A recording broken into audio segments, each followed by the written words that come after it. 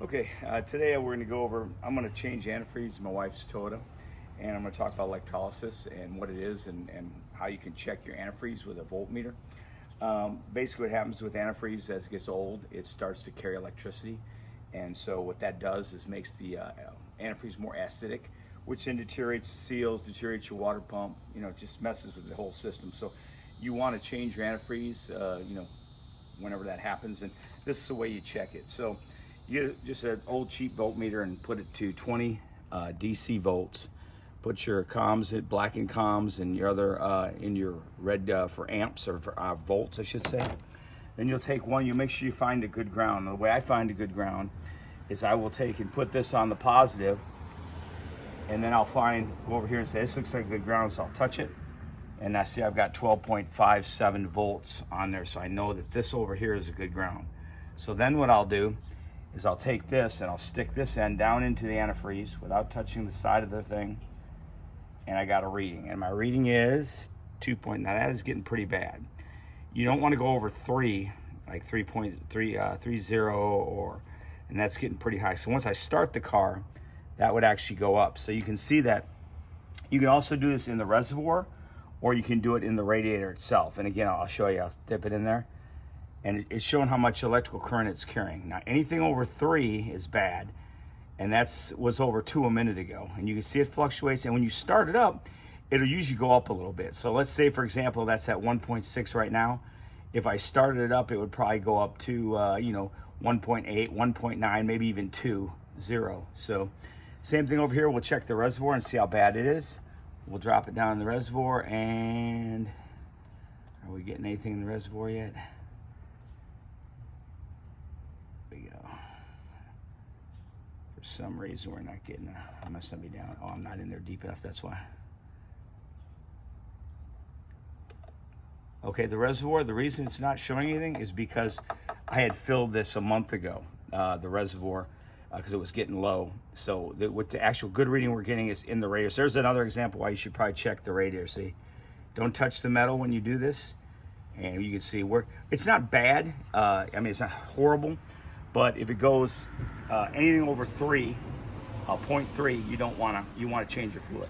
So today I'm going to change this fluid. I just thought I'd get a quick tip on that, how to check for electrolysis to make sure that you don't have that in your system, because a lot of times what people do is they'll do a 50-50 mix where they'll mix it themselves and they'll add tap water to it. And what tap water does, has a lot of minerals in it, a lot of salt, and it's like creating a battery in your system. So it has electrical charge, and that becomes acidic, and so it deteriorates your water pump bearing, it deteriorates your gaskets, just everything in the cooling system. So quick tip, I'm going to go ahead and do the antifreeze in this and some spark plugs, and I'll add that to this video. Thank you. Okay, part 2. Got the lower splash shield off. 10mm bolts holding on. Both sides, there's a part A and a part B, passenger and driver side.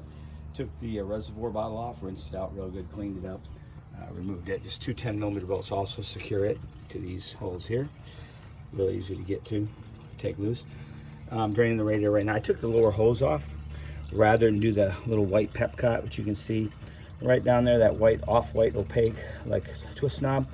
I usually don't do those. I usually just go for the lower hose, because the lower hose gets more out, and it's a little bit messier, but it actually, to me, you take the chance on the little rubber gasket that's on those little turncocks on there. About 90% of the time you'll be okay, but every so often those go bad, and then they start leaking on you, and so then most of those you have to replace the radiator on. I'm not familiar with Toyotas, if you can just get an O-ring for it or not, but I ain't gonna take a chance. I just go ahead and take the hose off. It's just as easy for me. So anyway, we're draining. I'm gonna refill here shortly, and then we're going to do spark plugs. Okay, got the panels off the bottom. I drained all the coolant, most of it out, and what I've done here is I removed the reservoir tank. Had 2 10mm bolts. I removed it, cleaned it out, flushed it out real good, and now I've got the drain, or the refill system, which is just an OEM $20 bucket system. You get an adapter, it fits to this, and then you hook this in, and you'll fill your bucket, fill the system, and it'll drain the bubbles out for you. And then once it's full, you put this in there if there's any left over, and you can pour it back into the container. So we'll go ahead and start that. And I'm using, of course, I use Toyota original stuff. I don't like to use any aftermarket stuff when I'm doing this. But go ahead and start filling that. And what you do is by putting this in there and you keep this thing full, all the bubbles will come up through this, and you can start the car up and you can run the car, and it will actually start pushing all the bubble systems out, or all the bubble systems. Start pushing everything out of the heater core. You put the heater core, put the heater on, and it'll push all the bubbles out of the heater core. I'll have my wife start the car here in a minute and run it till it gets up to operating temperature, so the thermostat opens up, and keep adding fluid to it here. As you can see, it's forcing all the bubbles out of there, and you just want to keep it. You want to keep it full so that you don't, introduce any more air into it.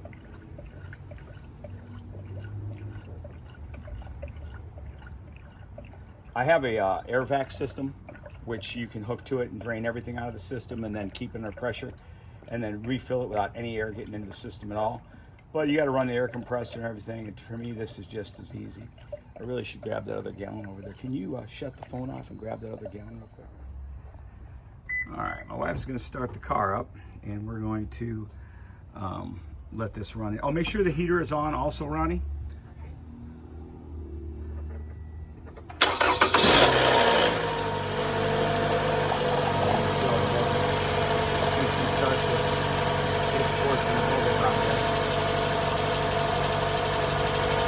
Got most of it out, but this will make sure all the bubbles come all the way out of the system once it gets out of the temperature. You can also squeeze the hoses, which will help. You can squeeze the upper hose. It will help get some of the bubbles out of the system. You can see right there. And we'll let that run to the operating temperature. And we also want to make sure that we don't run out of coolant. So we'll keep the coolant. If we put too much in here, we've got the little stopper there, which will stop it, and we add it right to the coolant level. So right to the coolant container. So even though I probably overfilled it, it will get all the bubbles out once it reaches operating temperature. And then, like I say, we'll put this plug goes down in, plugs the bottom. You lift it up, and then you can put this funnel. You just put it back into the, wipe it off, of course, put it back in the antifreeze bottle, and put it back in the antifreeze bottle. Bing. Bang, boom, whatever. You're done. What I did was I took the lower hose off, of course, because I think that's the best way to do it, rather than use that pentocracy here where it could possibly rain on you. This gets all the air bubbles out. Like I said, have an air vac system.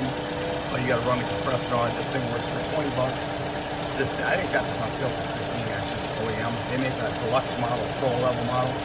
This has more adapters, but I didn't need. I have Jeeps and Toyotas, and that's about it. So it works pretty good for me. You see it's pretty much the bubbles on. Once that thermostat is up, you'll see a difference. I don't think y'all need to sit here and watch this. We'll let it run. I'll shut it off, and the next thing I'm gonna do is we're gonna do spark plugs on it. Check everything on that, and it's got over 100,000 on it, so it fixed it for almost 119,000. Excuse me, voice cracking, not COVID. So we're gonna put some new plugs in. Okay, we're gonna go ahead and remove the plugs. I started already. I removed the coil out already. Cleaned it up. It was pretty. All this was pretty dirty back here. They had me change 110,000 miles. So I pulled the coil wires off and cleaned them with electronics oil cleaner first to get some of the dirt off before I pulled it out. Because you can see there's a lot of dirt and debris down there. And this is your coil right here for those of you not familiar. I'll put some dielectric grease on there when I put it back in. They were held in with a 10mm bolt, which screws down right here. And I do them one at a time, and I get them all in there, and then I'll come back with my electric digital torque wrench and check them all. And I do use the electric just to remove them. I do not use the electric wrench to put them back in. I don't believe in doing that. I don't think it's a good idea. I think that by doing that, you literally take a chance of stripping something out when you're running it down in with an electric ratchet. Now, when I take it out, I will, but I won't take and I won't do it otherwise. So this is.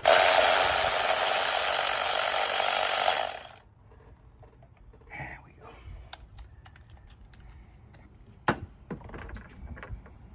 And that's what the plugs. You see, they need to be replaced. They're getting kind of bad, and I've got the original replacement, which I'll be putting in. but seem to be burning relatively clean. So we'll go ahead and you don't probably need to watch the whole video. These don't need to be gapped. I've got the actual here we go, Toyota, and they are for this is a 2.5, so I got the actual Toyota, which are actually iridium, and they are Denso SK16 HR11s. And so I always check the gap on them first, and I already went through. And I have a gauge that just slightly touches in there because you don't want to wreck the iridium coating that's on these, because if you do, it'll mess them up. And the way I put these in, if you just stand by, I'll show you. I forgot to bring it out. If you could just film that while I quickly go grab the tool I need.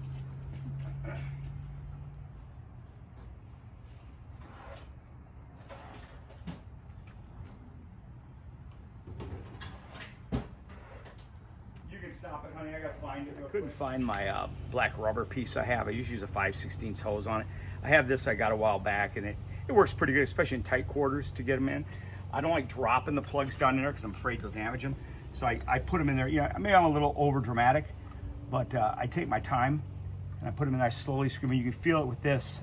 You can feel to make sure you're not cross-threading anything, because you're in aluminum, and if you know an aluminum head, you can easily strip it out. So I can actually feel it catching all the threads, and then once it catches, I'll be able to pull this straight up off the spark plug. See, it's already slipping, so now I know that it's in. You see it leaves the plug in. So then at that point, I'll just go ahead and I'll go back over and I'll retorque all these. So I'm going to do them by finger tight with this. Make sure they're tight before I get the torque wrench on them. All right, I got them hand tight. Now I'll go ahead and I'll do all the plugs. Then I'll come back with my digital torque wrench, so you don't have to sit here and watch me do the whole thing. Anyway, this is pretty simple. It's 4-cylinder all on top. They're not like my other Jeep where I have to take an air intake off. These are all your plugs right here, all 4 of them on this 2.5. All your coil packs are right here. I'll pull them out. I'll put them all in, and then I'll come back and retorque them and show you torque them in case anyone's interested in seeing that.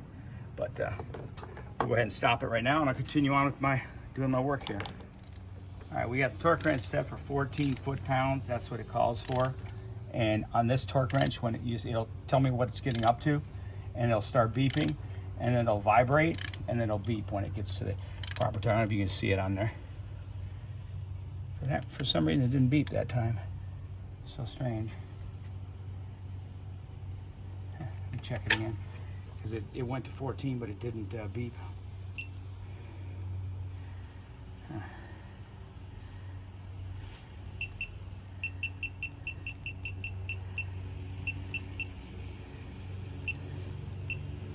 Try that. Okay, let's try it again here. So we got it.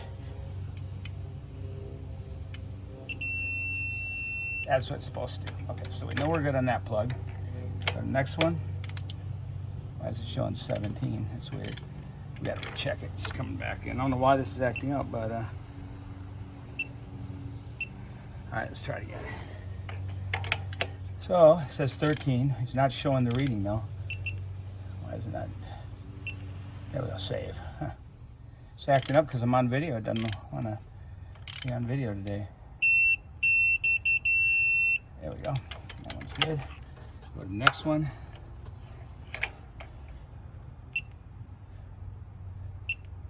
All right. And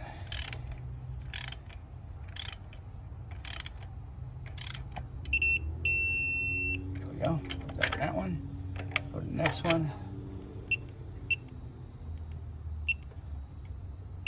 All right. And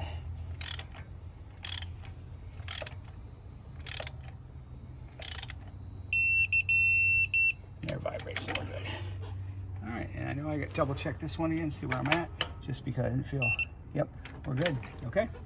So that's how you torque them all. I just use you can use any kind of torque that you want. I have this one here. Sometimes it gets a little finicky. I had it set before for another rating, so you put in the set and then you got to save it each time. So, and then it holds it, but it's just operator error probably on that. And I'm gonna go ahead now and put the coils back in, put some dielectric grease on them, bolt them back in with 8mm bolts, and basically that's it. We're done. That's how easy plugs are in these, especially when you get to them right here on the top. I'll put the beauty cover, which is right back there, back on it, and we'll be done. And then I'll take it for a test drive, make sure everything's good. Even hook the computer to it. I'll show you that too, and a scanner, and see how it goes. Okay, Okay, and then in the video we've got a scanner on it, and everything looks good. We got no misfires ever on this car, so that's really good. I checked fuel trims. Fuel trims were good. Everything looks to be pretty good on here, so we are good. And we are going to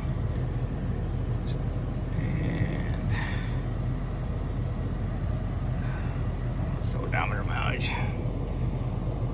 Skip that. There we go. Yeah, I don't know why it's generator import. I must hit the wrong button, but